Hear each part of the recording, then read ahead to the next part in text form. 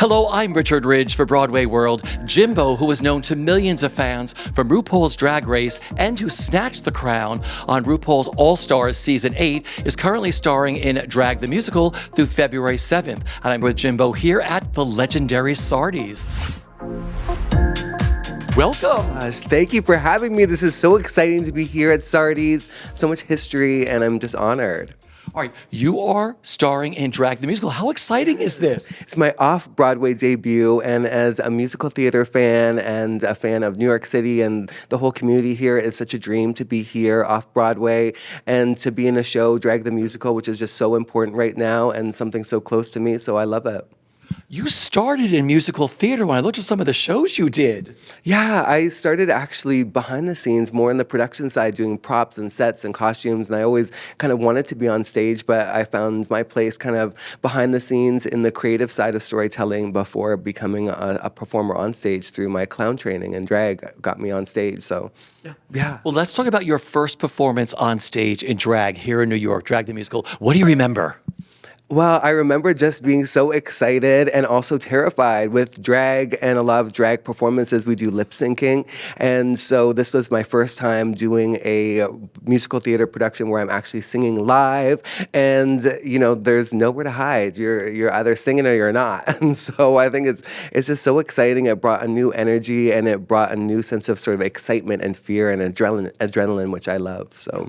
What a great cast you get to perform with. Talk about your cast. Yes, I get to be with my sister Jujubee. We competed on UK versus the World together, and we had our time there, which was just so funny. And so it's so fun to be back together again. And Jan, who I love dearly, I've toured with Jan on Christmas tours, and Lux I've toured with before as well. So it's just so fun to be with my Drag Race sisters, and then to meet some really other cool people like Laguna Blue and Nick Laughlin and Nick Adams and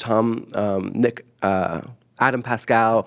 So yeah, I was remembering his show name, but it's just so exciting to be working with so many different people that are successful and famous in so many different ways, and I'm learning so many different things from people, so it's really cool.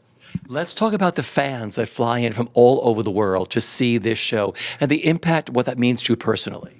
Well, it's so important. I love that people feel like they are seen. I love that people feel like they have their own family. The show itself is a lot about chosen family, and the queer community is a lot about chosen family. So I think it's important for people to know there's a community of artists and people that are celebrating uniqueness and individuality and self-expression, and that there's a place for everybody. Yeah.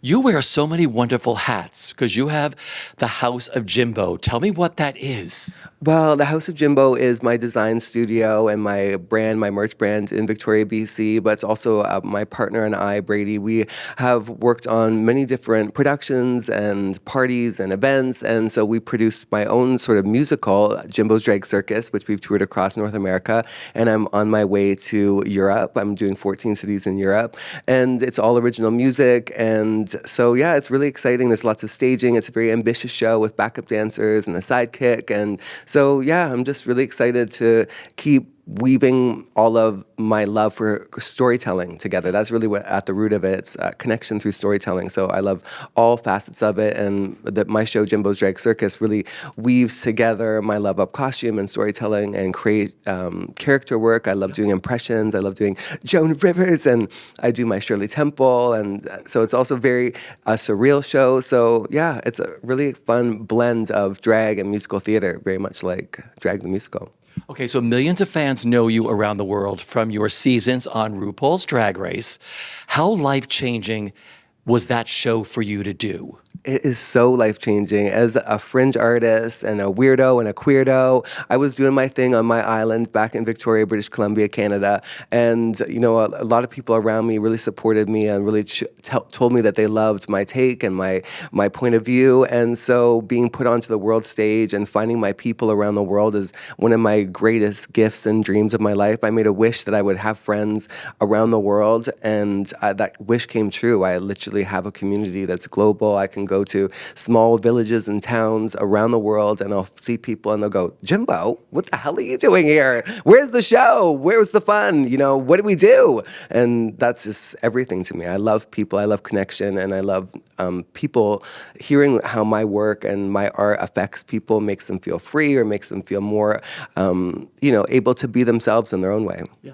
You snatched the crown on season 8 of All Star. I mean, what do you remember about that night of All Stars, winning? Gosh, I remember the pressure being on. I remember being on stage with my sisters, the other sisters, that I had competed against, being like, holy shit, I'm that bitch. I'm that girl that's on the stage right now. I could be the one sitting over there, but I'm the one here. And I'm like, holy shit, I have to do this.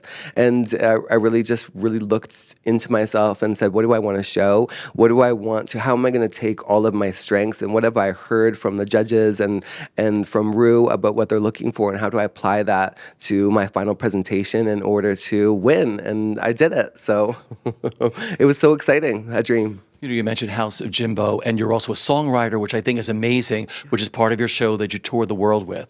This is like your second or third world tour you're going on, right? Yeah, I actually have a show coming up here at the Copper Room where I'm going to be singing live. I kind of put it out into the universe this year that I wanted to start singing live more because I love singing.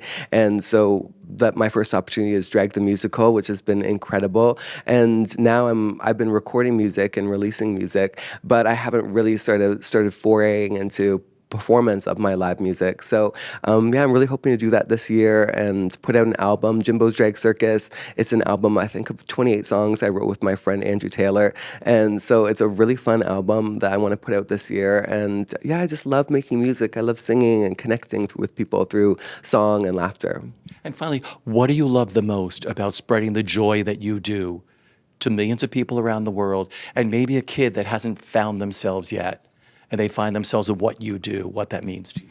Well, I think right now, more than ever, the world needs artists. The world needs people that are fighting back in the only way that we know how as artists, which is through self-expression, through us going, this is how this is making me feel, and this is how I want to be seen in the world. And this is my message through my art to other people, to let other people know that they're safe, or that they're seen, or that there's a place for them, or that they're not forgotten, or that they're valid. And so I think now more than ever, the artists need to come together and represent our communities and be the voice out there in the world saying that we're here, we're visible, we're queer, we're cool, we're amazing, we're doing things, we're valid, we have a place, we have rights. And that's true for so many groups right now that are losing their rights and are being called into question. All of our trans brothers and sisters, for example, right now there's huge attacks on the trans community, and it's devastating. It's a step backwards for so many communities and the world in general. And I really hope that all of us can just band together and keep being visible and keep celebrating and keep